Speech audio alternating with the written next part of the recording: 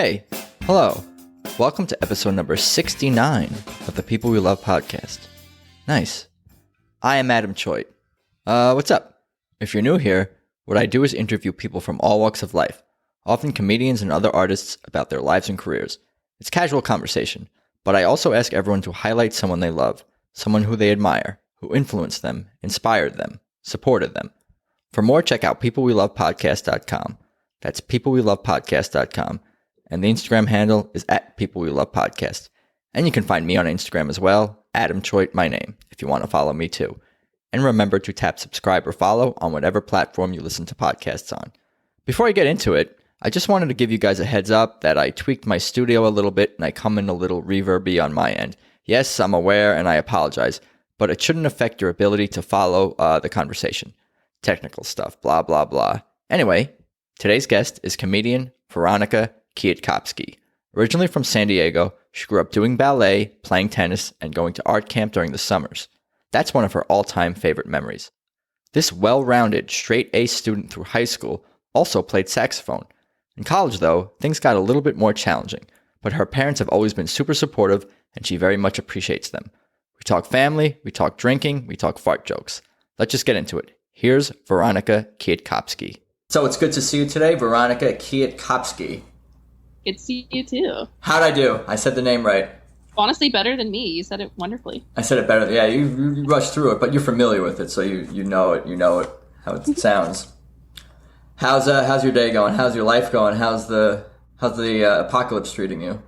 The apocalypse is treating me fine. Let's see. Today was good. My favorite yoga teacher has been doing like live classes on Instagram and YouTube, which has been awesome. So I did that. I ordered like a bunch of candles from the candle store by me, and they finally came. So now I have like 10 candles, which is cool. That's the meaning of I was going to say life, but I guess life and surviving the quarantine is just ordering things. Oh my gosh, I've been buying so much stuff. It's like horrifying. Is it mostly things you need, you feel like, or no? Yeah, it's mostly things I need, but then like I bought a bunch of like yarn and like knitting needles. So I was like, I'm going to learn how to knit. And then I bought all these candles because I was like going for a run by the store and it said, you know, we're struggling, like we're still available online. And I was like, okay, I mean, how to support small business, you know? So I've just been like making a lot of purchases and then justifying it as like, look at me, I'm supporting these stores, when really it's like I don't need to buy 10 sports bras, but it's fine. Are you going to knit by candlelight? Honestly, I might. That sounds really nice. Yeah, that sounds serene. But yeah, it's been honestly like not too bad. I've just been like trying to stay busy and creative and taking a lot of naps. You seem in good spirits. Yeah, I feel like at the beginning of this, like it was dark, and now that I've kind of like come out of that slump, I'm just like, well, it is what it is for the time being, so might as well like not totally hate it. But yeah, it's definitely like fucked up. You're well rested. Yeah, I took an edible last night and I passed out for many hours. It was nice. There you go. Well, why don't we get into your life and tell me about it, and we could start from the hospital and driving home, and tell me about the ride home if you remember that. So I was born in San Diego, and you know, got home, made it safely. Sweet. And then grew up there, lived in the same house my whole life, and then I came to LA when I was 18 for college, and then I've just kind of stayed here. All right. Well, the interview's done. I appreciate your time. It was lovely talking to you. It's been a lot of fun. We covered it a lot, but we did it in a really efficient way. Yeah. What about your earliest memories? I do tend to ask kind of everyone that, and I'm just kind of like curious what people remember from like 2, 3, 4 years old, if anything jumps out, even like that young. I remember like going to preschool. I remember one time, it's like weird the things that stick out, but I remember like I went to this preschool that was by my house, and I would always play pirates with my friends. We always pretended to be pirates. And then one time we were on this little field trip to this bridge. I think we just called it the suspension bridge, but it's like this bridge that goes across a canyon by the school. And it's a suspension bridge, so it's really wobbly. And I get motion sick all the time. And this probably was like the first indicator, because we're on the bridge. And I also don't love heights. And so it's like swaying back and forth. And I was like, I don't feel good. So I just remember like I was wearing a sweater with Minnie Mouse on it. I threw up all over myself. Like I think I was just not happy and like freaked out by this bridge. And I just remember my mom picking me up, and then we went home, and like I just remember like lying in bed with her watching All My Children. It was like a soap opera in the 90s. Because, you know, this was probably a weekday at like noon, which of course, like my mom was watching a soap. So I just remember like being really sick. And then it was funny because years and years later in high school, I was taken on a date to that bridge. And as soon as I got there, I was like, I can't do this. Like, this isn't for me. And they were like, well, I thought it'd be romantic. I was like, you don't understand my history with this bridge. Like, I pooped all over it. Like, it's so freaky. You're like suspended over this canyon, swinging back and forth. And I was like, take me home. You didn't throw up though. I didn't throw up because I refused to get out of the car. I was like, no. That's good. What about I was going to ask, what about the thought of, or the sight of Minnie Mouse? Does that make you vomit? No, it doesn't, surprisingly. That's good. I still remember that sweater. It was black. It was really cute. So I have a lot of memories from preschool, and then a lot of memories of like going to the park with my parents and like, you know, trying to like learn how to ride a bike. And then later in life, like my parents and I and my brother, we would go to this like beach area and like ride our bikes around, which was always really nice. But yeah, San Diego's a great place to grow up. It's very like chill and pretty.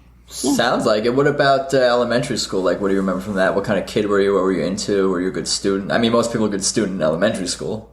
I have always been like, I was like straight A student, like probably annoying, but I just was like, I will, even like an A-, I would cry. I'd be like, oh my God, I'm a failure. In elementary school or just throughout your life? Just throughout. Like I was just always like ahead in class and studied a lot and was like, I need to be smart. Where does that come from? I don't know. I think both my parents are pretty intelligent and like just kind of like had high expectations. Like even like if I didn't, like if I got a B, they'd be like, why? And I'd be like, oh, it won't happen again. They had high expectations for you? Yeah. So you went into comedy?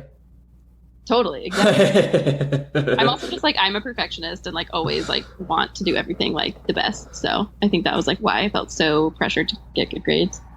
Was your brother the same way? No, my brother is smarter than me, but like did not try as hard in school, which is funny. That's great. I wanted to be like that. Yeah, I know. I was like, God damn it. So yeah, he just graduated with like an engineering degree, and I'm just like, cool, nice. What about other things you were into in elementary school besides getting high grades, like music, sports? What kind of things were you doing?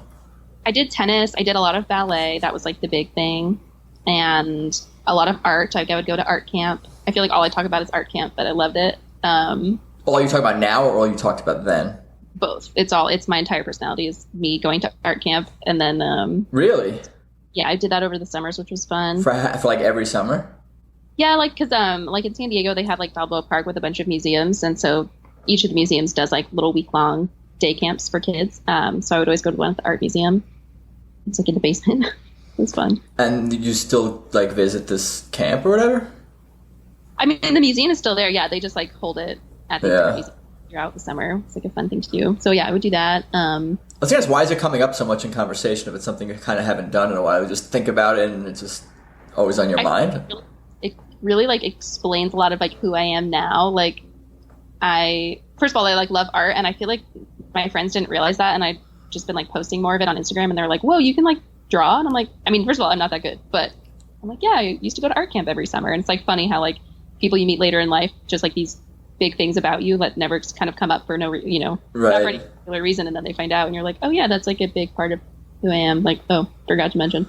That's true. Like things that happened in our lives or things we did in our lives, like from ages, whatever, when we were kids, just because we don't do those things anymore, they're still like part of who we are. Yeah. Like it's funny. It's funny learning that about friends too. Like I have another friend too, and I didn't know she was so good at like drawing. And then she's like, oh yeah, I love it. And I was like, I didn't know. Is this forcing us to learn about each other, this quarantine? Is that what's going on? No, it really is. It's kind of nice. I feel like I've gotten a lot closer with some of my friends because also there's nothing going on to talk about. So you really have to dig, to the past and kind of dig deep to have conversations. We have to get to know each other better? I know, horrifying. I don't want that. I only want to have superficial conversations about meaningless things. That, me too, but it's like now you have to get really deep. I'm like, fuck, I'm not prepared for this. Yeah, I just want to talk about basketball or something like that. Is basketball happening again? There's nothing happening. Okay. Nothing is happening. It's all over for now, I guess. And what about after like elementary school, like middle school? What? I mean, it sounds like you continued to get good grades. I'm not even going to ask about your grades at this point. I'll just ask about what your life is like and what you're into and what kind of person you were then. I don't really remember middle school, to be honest. Like, it definitely wasn't great, but I had good grades. Like, honestly, my only memory from middle school is like getting a migraine, which is like, that's like a dark memory. But Sounds like you have more memories from preschool than you do middle school. I really do. It's weird. I don't know what was going on like at that age, but I just was like not forming memories apparently. I remember like some dances that were super awkward. I was in the band in middle school. Actually, I do remember that. That was like the best part. I played the saxophone, first chair. Hey. In concert band. Yeah. I mean, it was like, I went to a tiny, tiny private school too. So there was like 30 kids in the class.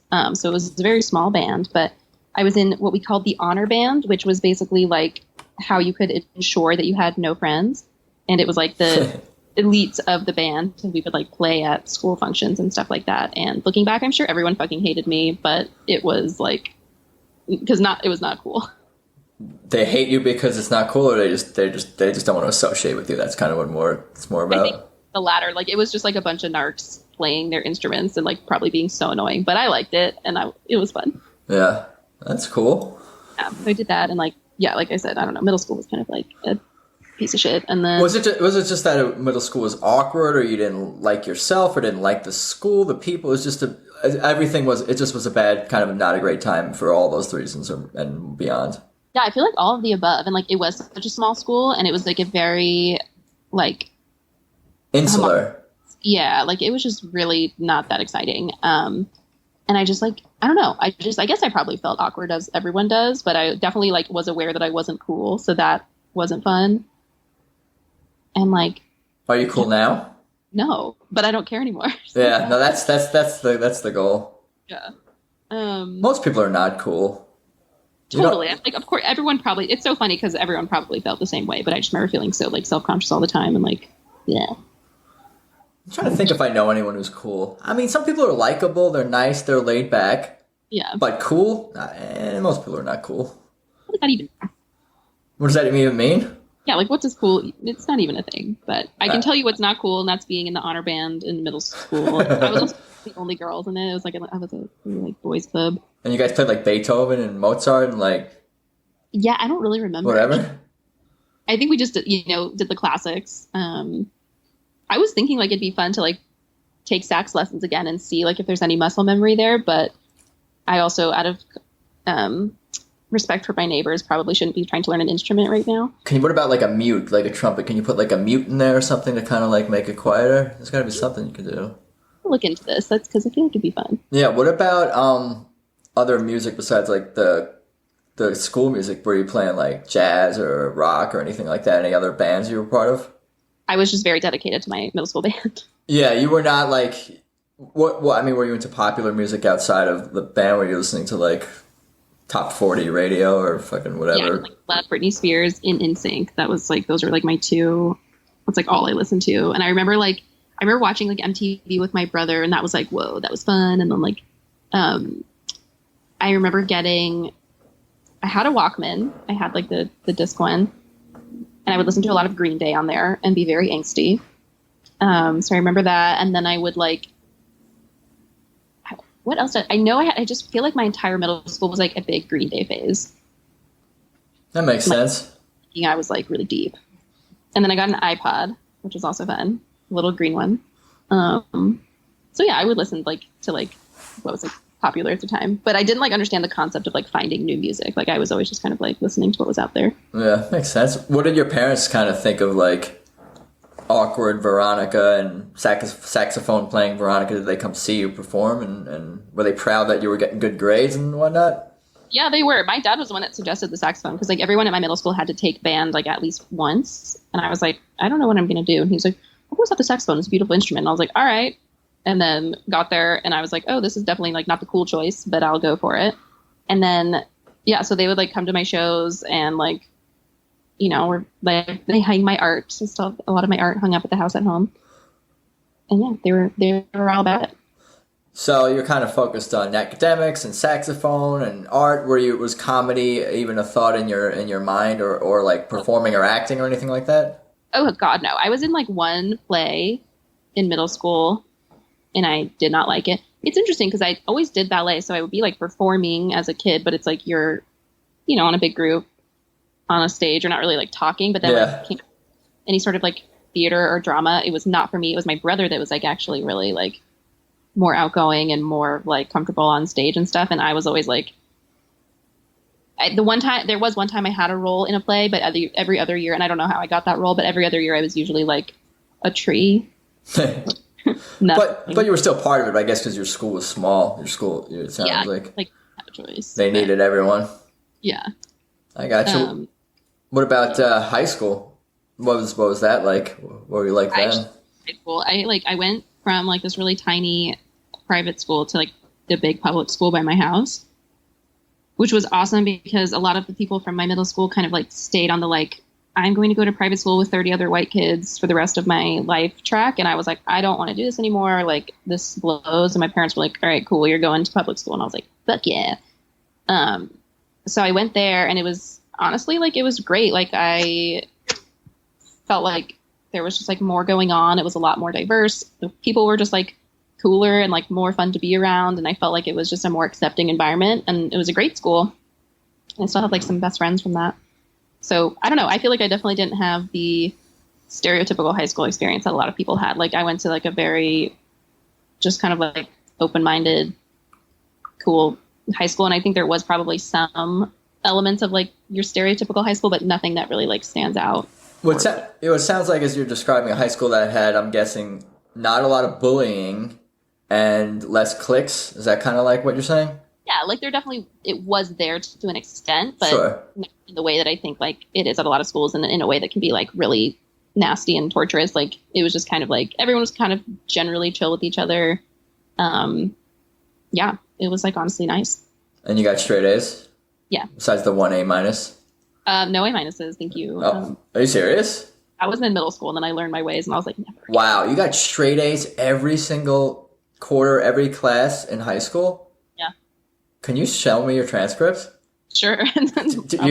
Can you find that, and I could put it on social media with an audio clip of you talking about it? Yeah, and so maybe it's in the memory box somewhere. What's that? Your parents have it, you said? They might. I mean, my mom does keep stuff in like, little memory boxes. I wonder if she still has it.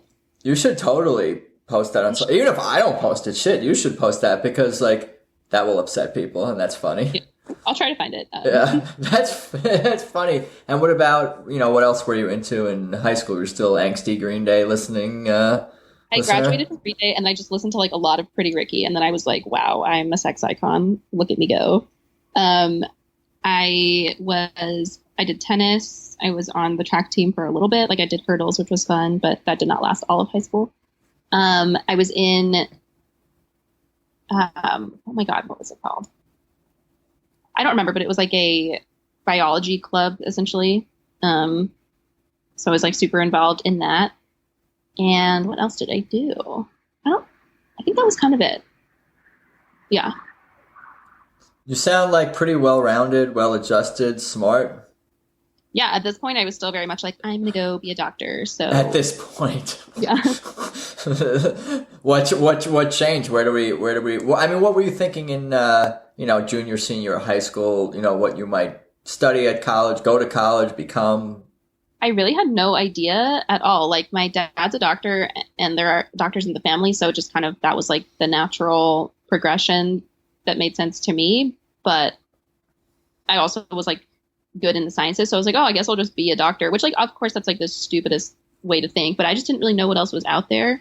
And I always kind of felt like you have these people that like, and I know that's not everybody, but there are some people that like know exactly what they want to do. They have that one thing that they're really good at, and that's like what they do. And I was always kind of like, oh, I'm generally like, if I put my mind to something, like I'll be okay at it. So there wasn't really one thing that always kind of stuck out as like the thing I'm great at. So I was very distressed because I did not know what I wanted to do at all. And I kind of knew like I wanted to get out of San Diego and go to a bigger city, and LA made sense because it's only a 2-hour drive. So I was like, I can still come home if I want, but I'm not, but I am like leaving the nest. And I always like, I look back now and I'm like, of course, like, I just wish I could go back in time, and like slap myself in the face and be like, this is what you want to do, you dumb bitch. But I was always like really into writing and really into entertainment. So I always thought like, well, wouldn't it be like so cool to like work in entertainment? Like, haha, I would never. So I think in the back of my mind, that was like the drive to move to LA. And I didn't really like realize what was actually going on. What were you watching like growing up, I guess, and even in middle school and high school? Were you watching comedy shows, SNL, stand-up comedy, or just sitcoms? weekend. Like I would watch so many sitcoms. Like I watched so much freaking TV. And like if I mean, I just like completely lost my train of thought. But I remember like my dad showing me George Carlin when I was like definitely young. And it's like the one where he talks about like all the bad words, that like famous. Yeah, the 7 dirty words. Yeah. So I remember like my dad showing me that. He's like, this is the funniest guy in the world. And I was like, this is so fucking cool. Like, oh my God. So I'd always watch comedy and was like obsessed with like the Zoolander Anchorman. I was like definitely on board with all that. Like that's like, I feel like all my friends and I did was like quote those movies. Like we were just really into comedy. But I just didn't. Yeah, no thoughts of getting into it. No, I was like, no one, that's crazy. Like, I think I literally would joke to my friends. I'd be like, oh, wouldn't it be crazy if I just like wrote a TV show? Ha ha ha. Like, that was just not even a thought. It's funny, yeah, because me and my friends, we all loved SNL. We all loved stand-up comedy. We love all the legends and the stars, you know, that from our era. But none of us ever really had the thought like, oh, we can, one of us can do it or something like. I don't even really think it's not even a thought. No, not at all. And it's like, I mean, it makes sense. I didn't know anybody that works in that industry. It's not in San Diego. You know what I mean? It's, no one in my family does that. So it kind of just didn't seem like a thing. So where did you end up going to college? I went to UCLA. UCLA? Yeah. So did you move to LA and kind of just stay after? Well, we'll get into it. We'll get there. Yeah. Yeah, I went to UCLA, which I'd wanted to, that was like also part of why I was like, I need to get good grades because I knew I wanted to go there. So I kind of had it like as the end goal. It was exciting to get in because it's definitely hard to get into. So I was like honestly shocked. I remember like getting in and I was like home in my room and I got the email and I had like toothpaste on my zits. Like I was like ready for bed and then the email came in and I remember like running up to my parents' room and being like, I got in. And they were like, what the fuck? And I was like, ah. It was That's awesome. Yeah. It's a nice moment. Yeah, it was awesome. For sure. What about like freshman year? Did you declare a major at that point or what tell me about UCLA? No, I was undeclared for like, I think truly as long as you possibly can be before they kick you out because I just like couldn't decide what I wanted to do because like I got to UCLA and I did the science pre-med classes and I was like, don't like this.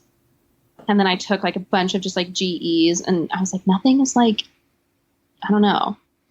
Was that like the first time in your life maybe where a decision was like hard for you? Because it seems like, yeah. I don't know everything about you obviously, but it seems like growing up, it's like everything had a like very direct solution. I need to study so I can get a good grade. I want to play tennis, I'm going to get great at that. Ballet, I have to learn the step. This is the first time where it's like you don't really know the answer. Oh yeah, college hit me like a fucking ton of bricks. Like I was so fucked. I got like, I mean, I remember like freshman year, probably like day one, I was like moving in, talking to my roommate, and she said something about like her class, and she was like, I mean, I don't really care because like C's get degrees, and I was like, oh, what? I was like, oh my God, how can you say that? Like, no, like, and I was like, in my mind, I was like, this bitch is crazy. Like, I cannot believe her attitude. And then first quarter went by, I got no A's, horrible grades. Wow. The classes, and I was like, C's get degrees, bitch. And then I had a big change of heart. But wait, you said you barely went to classes or barely what? That's one of my classes. Like it was barely passed. Yeah. Gotcha. Like I was out of my element for sure. So that was like a big slap in the face. And like, yeah, you're totally right. Like I just hadn't really been in a situation like that where I had to like kind of make any decisions that weren't like easy, you know, point A to point B. Yeah. Why did your grades slip? Was it you weren't focused or was it the content, the materials was more challenging than you thought it would be? What was the... I think probably both. Like I think it was, I got in over my head with like classes that were too hard. And also like, I was just not used to not living at home. I had really a shitty dorm life situation. So I was like, I think just probably uncomfortable from that. So I wasn't able to focus really. Yeah, I think you took the hardest classes. That's what it sounds like to me. I took some hard, but I also took like fucking like, you know, Roman architecture and I got like a B plus and I was like, what the fuck? Yeah. Like, so I don't know. I just don't think I was like ready for the next step necessarily. How did your parents react to that when or did they know that you were having a tough time, you know, freshman year? Oh yeah. I think I called my mom crying like at least twice a week. And was she supportive? Yeah. I mean, they were very much like, do you want to go home? Like, what do you want to do? I was like, no, I'm going to stick it out. And I'm glad, am I glad that I did? I don't know.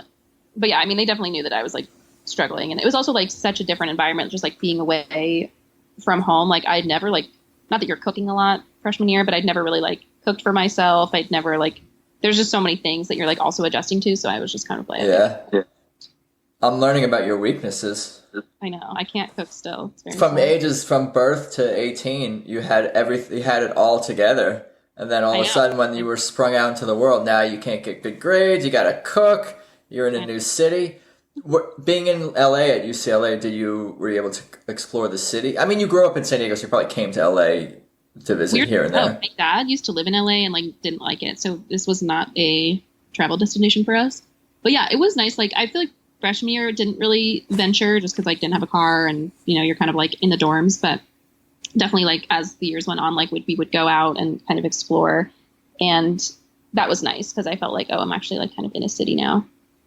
But it's funny because there's still some things that like I didn't do. Like I hadn't been to the Hollywood sign like until maybe a year ago, which not that it's like the destination, but it's just funny because like I've been here since 2011 and we just never went. Like, I don't know. You can't get super close now, I thought anyway. You can't sit on the O or something like that.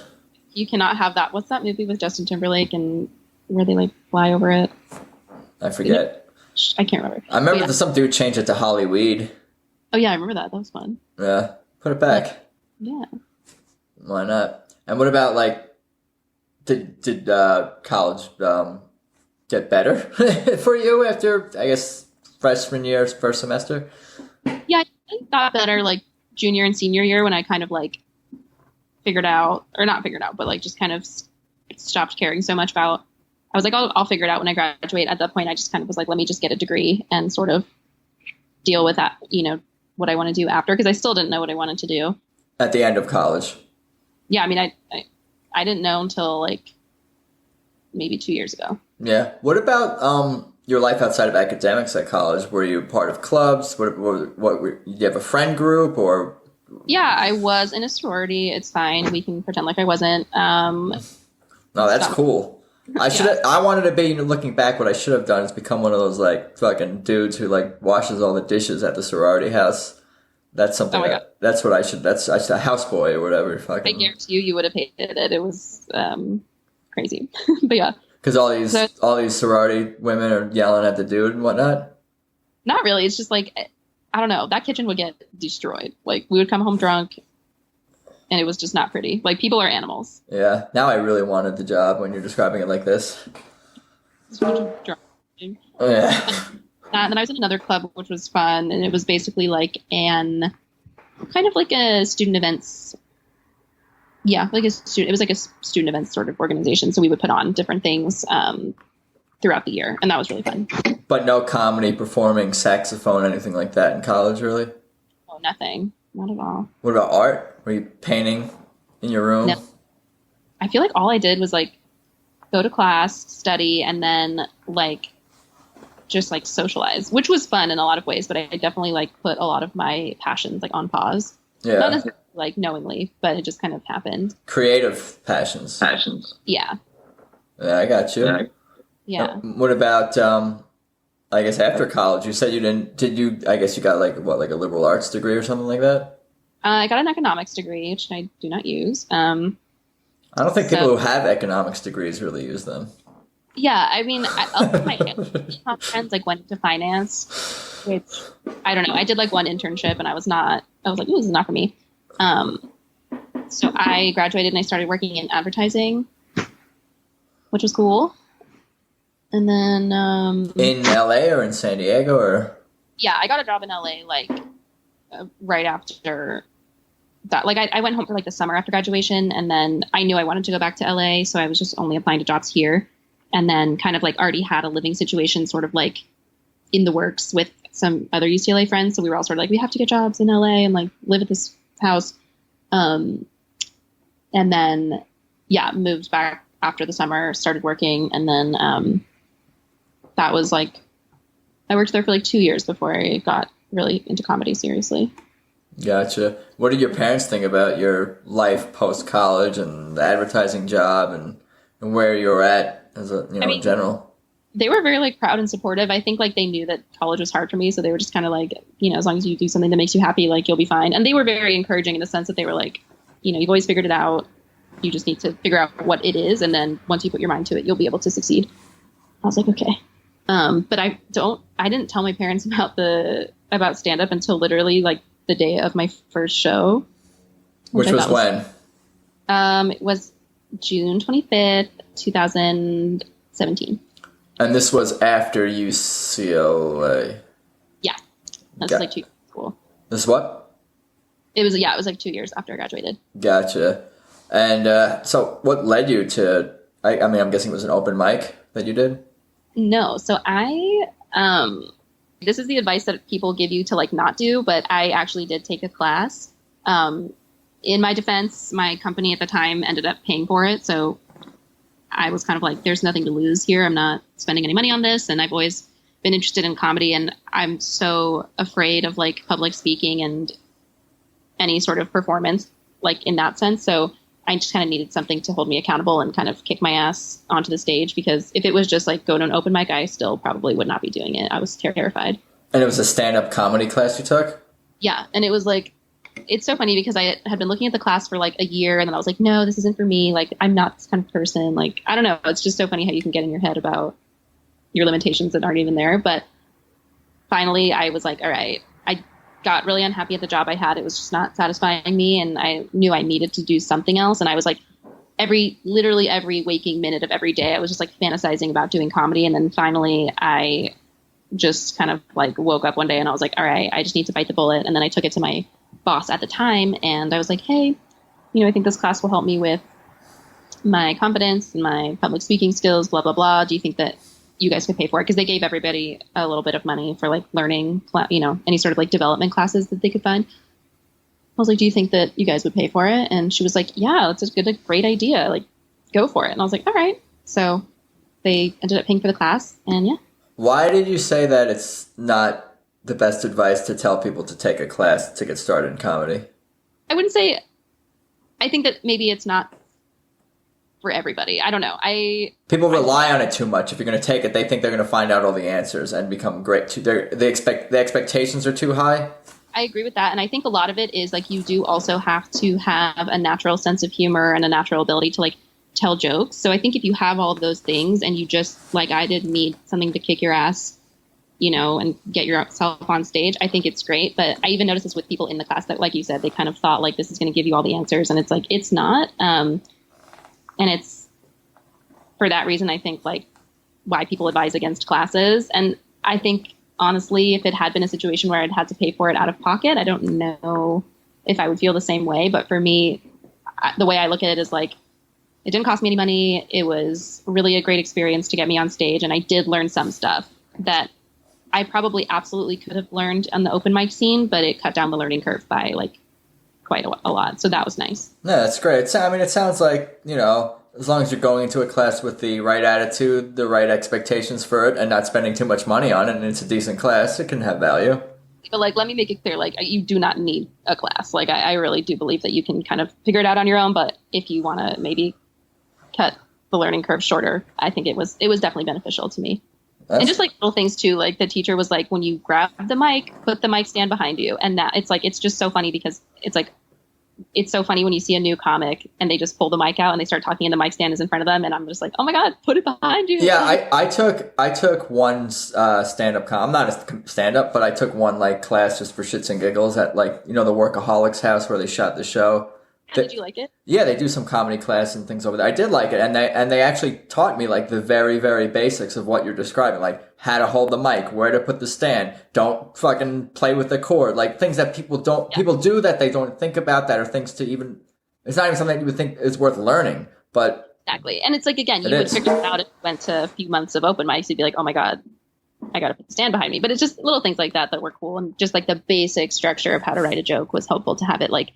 It was helpful to have someone just like literally lay it out for you, and kind of teach you that. And we like talked a lot about word economy, which I found really helpful. Like we would listen to jokes or we would read jokes and he would have us go through and he'd be like, all right, this is a 100-word joke, get it down to 75, like trim the fat.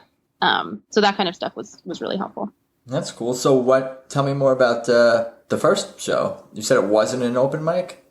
No, it was at the Improv. It was like it was like a bringer, but you know, whatever. It was my first show, and it was at the Improv, and they basically do like a friends and family, you know, graduation show. So everyone. Gotcha, part of the class, yeah. Yeah, so I mean, it's everyone's friends and family, so it's a very supportive room.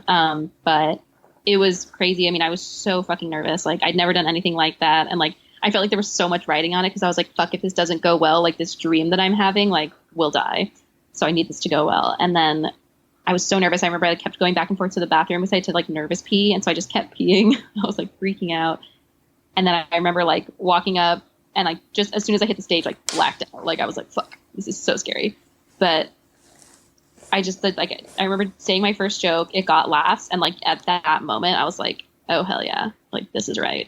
Nice. Such a good feeling because I was like spent so long not knowing what I wanted to do and being so confused, and I feel like in that moment, and then like afterwards too, just like, you know, people's feedback, I was like, okay, yeah, this is like on the right path for me. Wow. So, I mean, just from that one performance and telling, you know, I guess a few jokes that got laughs, at least, something clicked in your mind just from that? Yeah, I was like, okay, I definitely want to do this. And it's like, it just felt so right in a way that like nothing else had. Wow. That's awesome. Yeah, it was great. That's cool. Were your parents at that show? No. Oh my God. I was like mortified that anyone I knew was even there. Like, it was nice to have some friends in the audience, but like I said, I didn't even tell my parents until the day of. They were like, what you got going on? And I didn't tell them I was taking this class. So I remember like being on the phone to my mom like in the morning, and she's like, oh, like, what's your plan for the weekend? And I was like, oh, well, tonight I'm like doing stand up. And she was like, what? I'm just like doing stand up tonight. She was like, wait, what the fuck? I was like, I've actually been taking a class for 6 weeks. And she was like, what? And I was like, yeah, cool. And they were like, okay. And then I sent them the tape the next day, and they were like, wow. And I was like, yeah. You sent them the tape of your performance? Yeah. What do you remember? I mean, if there's a tape, you must know the material or recall it, or. Wait, still, that tape is still on YouTube. Like, don't get me wrong. Oh wow, I'll find it. It's, you know, it's not great, but I will say, for my first time on stage, I'm proud of myself. I think it went better than I thought it would. Is it on your channel or like the Improv? Like who posted it? It's on. Yeah, it's on. I mean, I honestly like had to use that tape for bookings like when I first started, and looking back, I'm like, that is so fucking embarrassing. But it was the only tape I had, so. How come you keep it up? I don't know, because I think it's like, to me, it's so obvious that it's my first show. So if anyone watches that, no, that's not. It's someone doing comedy for the first time, and I don't know. I'm proud of it. Like I said, like it was my first time kind of like doing anything like that, and it went relatively well, so hell yeah. Gotcha. So people watching the video, they will have some of the context for what they're about to watch, and not think it's so polished, you know, professional. I think it's like, this is my first show. Like, it's like very, gotcha. Cool. I don't know. I probably should delete it, but no. Who cares? No, don't do that. Yeah. And what about what happened with comedy after that? Well, then I was like, okay, so now I know I want to do this. Hell yeah. And then I just started hitting the open mics real hard. And then that was, you know, definitely a reality check, because a lot of that material that I had was, it's your first set, it's not good. So there's a lot of like working on that, trying to get new material, and also like trying to network and make friends, which was like a whole new ball game. It kind of felt like I was like back in college. But I was like not fucking around. I mean, I was at like at least one mic every night, like going to shows like crazy, and just really like soaking everything in. And writing a lot. Writing a lot, yeah. And I also had so many ideas that had been like building up in me for so long that I just never done anything with. So it was just like, I felt like I was just like letting stuff flood out of me. It was really cool.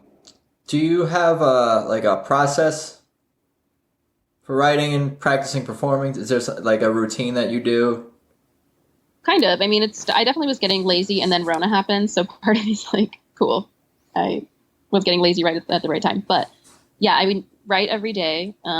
Usually I have like an idea of something that's funny, or like if something happened to me during the day that I'm like, that's hilarious, I'll just like write a note in my phone and kind of go back to it later.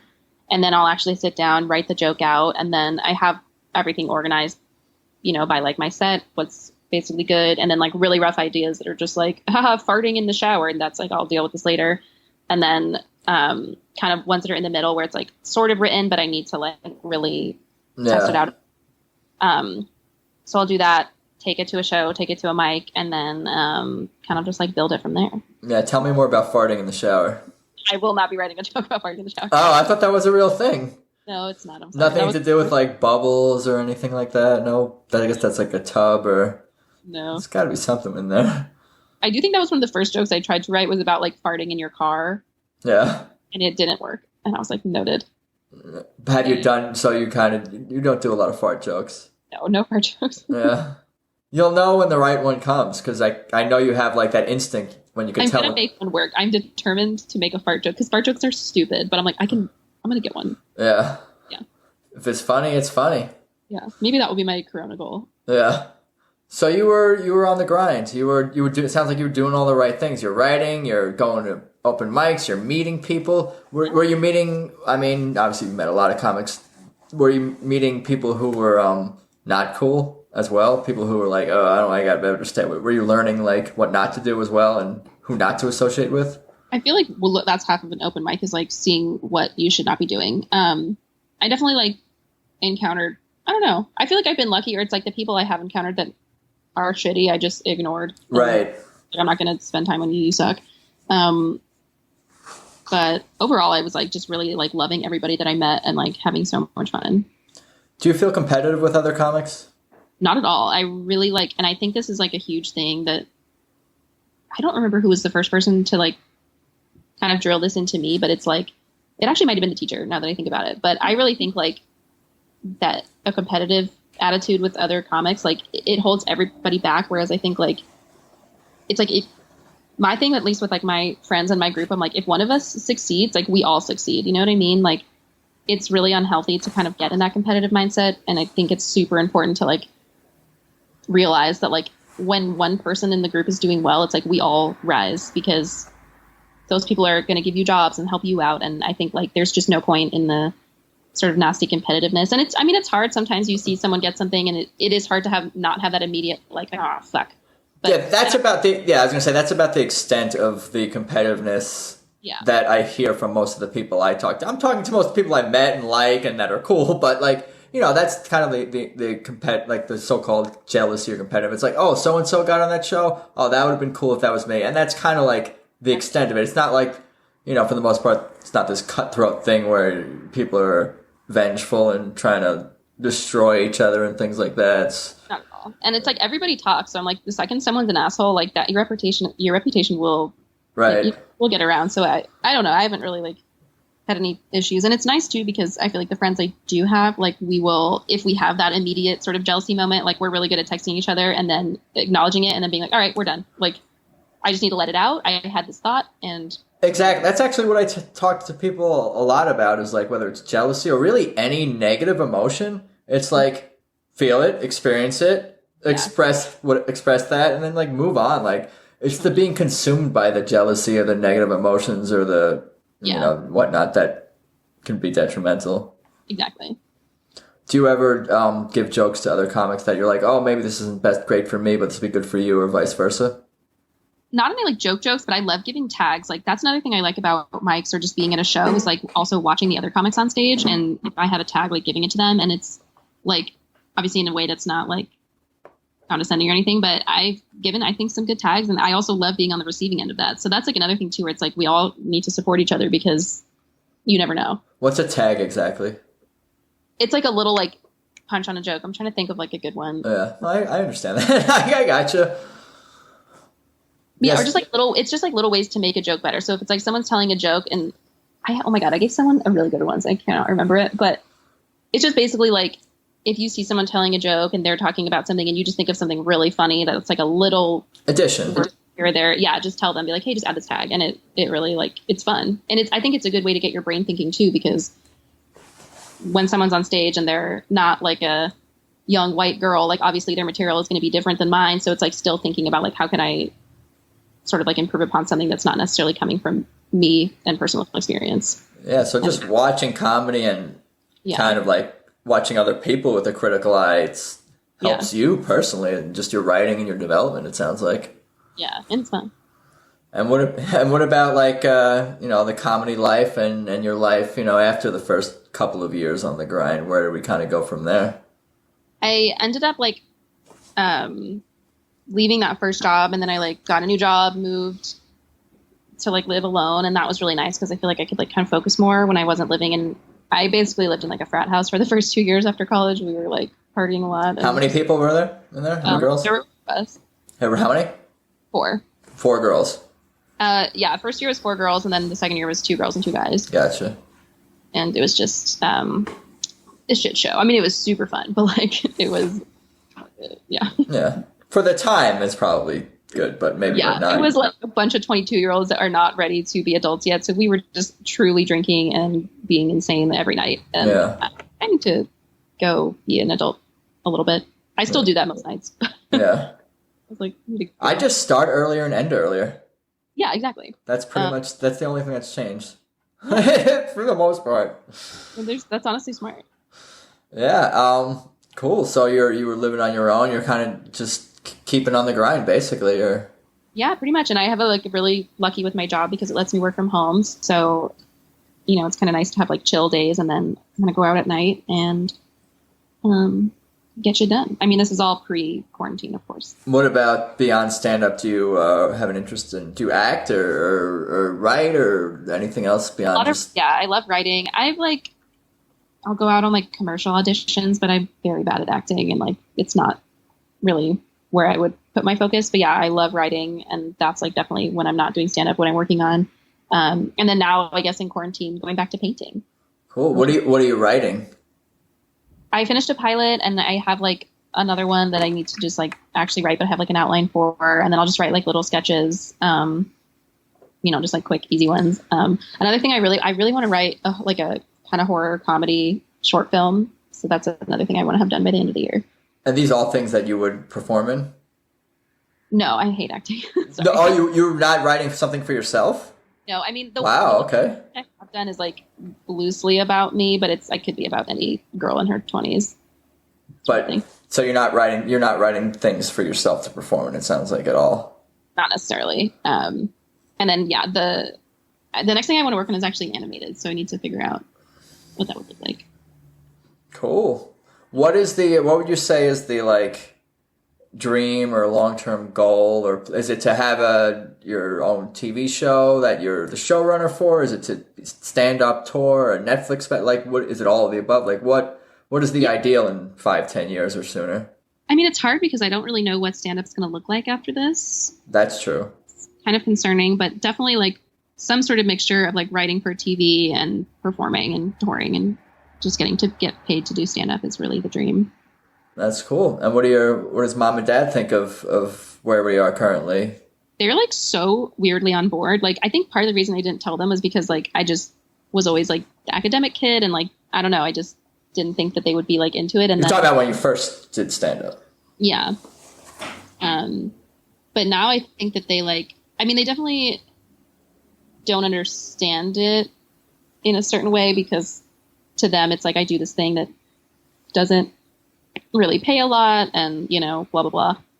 So they don't get that aspect, which I understand as a parent must be weird to sort of process. But overall, they're like very much just supportive of me actually doing something that I enjoy and something that like is fun and expressive. And I think my parents both secretly want to be comedians as well, because they email me so many damn jokes. Ones they write themselves? Oh, yeah. Wow. Yeah. So I think they're happy and they're living vicariously a little bit through me, because they're like, they got all this material they want to work on. Have they always been funny people into comedy? I know your dad introduced you to George Carlin. My parents are very funny, like savagely funny. And what kind of sense of humor do they have? Very dark, like very dark. But both of them dark. Mm-hmm. Wow. So they're both very, very funny, and like, yeah, it's just a funny family in general. So I feel like I've always got to like be keeping up with them, Wow, that's cool. Yeah, it's fun. Sometimes it's a lot. Sometimes, you have to be on your A game all the time, but it's fun. Yeah, you've always had a tough audience in that sense. Yeah, I mean, listen, if I'm going to test material on anyone, it's them, because if they don't laugh, I'm like, ooh, it's not good. And what about, what are your plans for the rest of, I don't know, this weekend and next week? What should we do? What should I do? Well, I know what I'm doing. What are you doing? Well, let me think. I am I don't even know. I mean, I'm going to go home to see my parents this weekend. And then I think like I have a few things I want to film actually that I need their help with. So that hopefully they'll be on board. I haven't really passed this by them yet, but I want to film a couple sketches that involve parents. You're going to put them in it? Yeah, we'll see.